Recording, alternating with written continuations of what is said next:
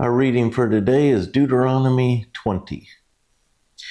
When you go out to battle against your enemies and see horses and chariots and people more numerous than you, do not be afraid of them, for the Lord your God is with you, who brought you up from the land of Egypt. So remember, when they go into the promised land, the land of Canaan, this land is already inhabited, and so they're having to take it. This was, again, unique context for that time of God establishing a land for his people. So he's just reminding them throughout here, if you think logically, take God out of the picture and you look at your own resources, your own power, your own strength, you're going to get discouraged and scared because you're going to think, well, they're bigger than us, they're stronger than us, they've got more than us. So this chapter is really about getting their mindset right to remember this whole thing, that God is the one winning this battle. God is the one giving you this land. All you have to do is obey and believe. And that message is still true today. When we read God's word, when we have a relationship with him, our role is to follow. He's the one doing everything. We just need to obey him and have faith in him. So it shall be, when you are on the verge of battle, that the priest shall approach and speak to the people. And he shall say to them, Hear, O Israel, today you are on the verge of battle with your enemies. Do not let your heart faint, do not be afraid, and do not tremble or be terrified because of them. For the Lord your God is he who goes with you to fight for you against your enemies, to save you. Think about that. Deuteronomy 20, verse 4, For the Lord your God is he who goes with you to fight for you against your enemies, to save you. Then the officers shall speak to the people, saying, What man is there who has built a new house and has not dedicated it? Let him go and return to his house, lest he die in the battle, and another man dedicate it. Also, what man is there who has planted a vineyard and has not eaten of it? Let him go and return to his house, lest he die in the battle, and another man eat of it.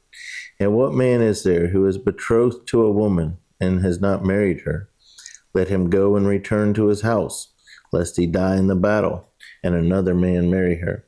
The officers shall speak further to the people and say, What man is there who is fearful and faint-hearted? Let him go, return to his house, lest the heart of his brethren faint like his heart. They didn't want any influences in their army. They wanted people that were totally dedicated to this battle.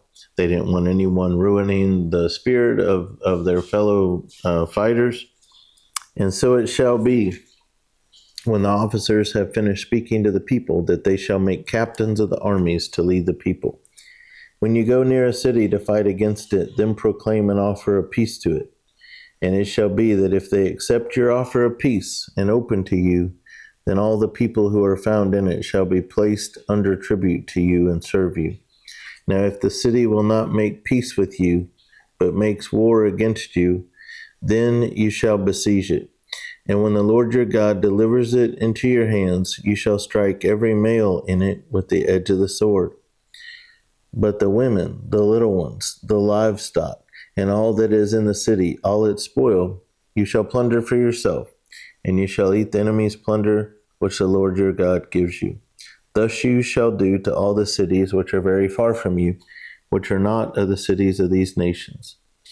But of the cities of these peoples, which the Lord your God gives you as an inheritance, you shall let nothing that breathes remain alive, but you shall utterly destroy them, the Hittite, and the Amorite, and the Canaanite, and the Perizzite, and the Hivite, and the Jebusite, just as the Lord your God has commanded you, lest they teach you to do according to all their abominations, which they have done for their gods, and you sin against the Lord your God.